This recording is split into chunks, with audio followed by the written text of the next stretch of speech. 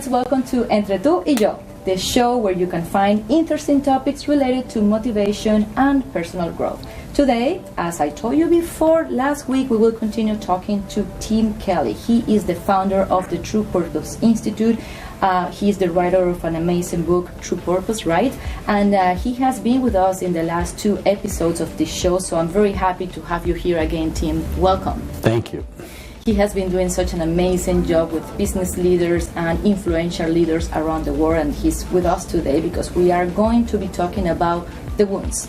So, Tim, many people are not aware that sometimes who is driving their lives are their core wounds. Mm-hmm. Can you explain us what it is a core wound and how can you identify it to live a life of like a better life, to feel more purposely driving and more excitement and don't feel like you have all those chains? You know what I mean? I do know what you mean. It's tricky because most people, like you said, they don't understand the degree to which their whole mind, their psyche is oriented around these wounds from childhood.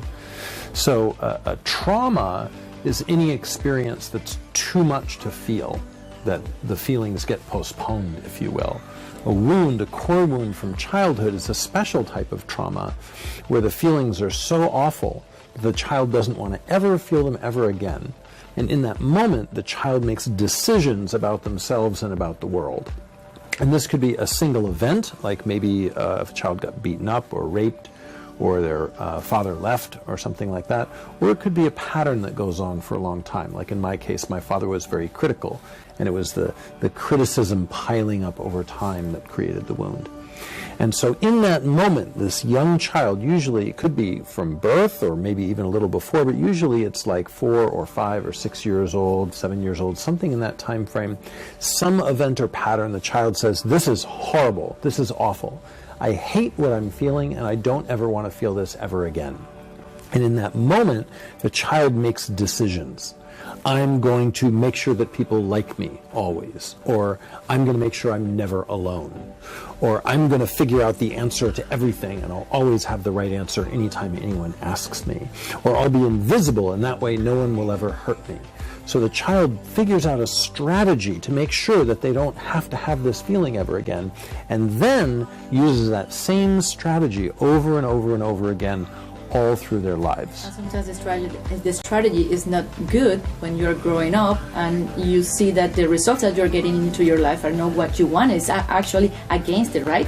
Well, actually what happens is initially the strategy is very helpful because we have to have some strategy for engaging with the world, meeting our needs, figuring out how to influence and control our environment. And this is the child figuring out how to do that. So it's actually very important in ego development. What happens though when we get in our 20s or 30s or 40s is we start to see the downside of the strategy we adopted, right? If as a child I decided to be invisible, maybe I got tired of being invisible. Maybe I want to sing on stage, but I can't get myself to because my personality is all designed to keep me invisible. I've been thinking of a specific woman I know. And so now the person wants to break out of the confinement, as you put, the chains that are holding them of this wound, but it's very, very tough to do. If you try to do it at the level of changing behavior, it's like swimming upstream in a fast-moving river. It takes so much energy to fight against the power of the wound. So if you identify the wound, then you are under control because you know when to use it and when not. Is that something that might help you? It helps to identify the wound, but it's not enough. Because you can look back and say, aha, I see what happened. My dad said this, my mom said this, and then I decided this, and I've been doing that ever since. Now I see the pattern. But that's not the same as having permission to do something different. So there's various different strategies for engaging with this wound. So some of them have to do with emotion, catharsis, releasing the pain from childhood, right? Finding that deep inner child voice that's still stuck back in those old feelings and those old events.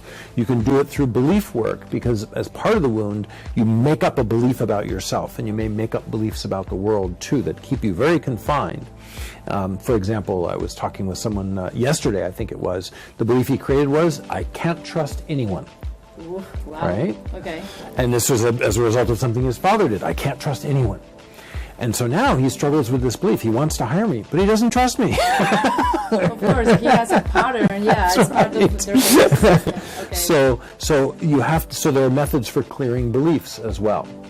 One of the key ones that I find is most useful is to be able to identify the emotions associated with the wound and learn to tolerate them. Because it's the drive to avoid those feelings that forces us into all these patterns. And you feel hurt inside. That's right. And now if I can feel the helplessness or the pain or the sadness or the aloneness or whatever it was I was feeling when this happened when I was young, and I can feel that feeling as an adult, now I can tolerate it, right? Maybe when I was 5 I couldn't, now I can. So if I can sit here and feel alone and know that it's okay, being alone is part of being human, and I'm just going to feel alone for a little while and then I'll feel something else. Now I don't have to be driven by the wound in the same way. Very interesting. And of course this is something that it goes deep into just trying, as I say, try to find it. And of course sometimes it's like when you're driving and you see the mirror and you have this blind spot that you can't see. Exactly. Right? So sometimes the wounds work like that. That's right. So people don't understand that they're being driven by the wound. When they usually figure it out is after they find their purpose and try to manifest it and find that they can't, because the commitments they made when they were wounded steer them away from their purpose. And that's when they find out. And as you said, yeah, it's important, of course, just to go on mentoring or coaching or even some of the trainings that you've been provided to some people just to find their purpose, their wounds and everything. That's right. Thank you so much, Tim. This was very interesting, but now time is over. But you know what? We have Tim Kelley with us for the last episode next week. So stay tuned and we say goodbye for the moment and we wish you an excellent week. So take care of yourself. Bye-bye.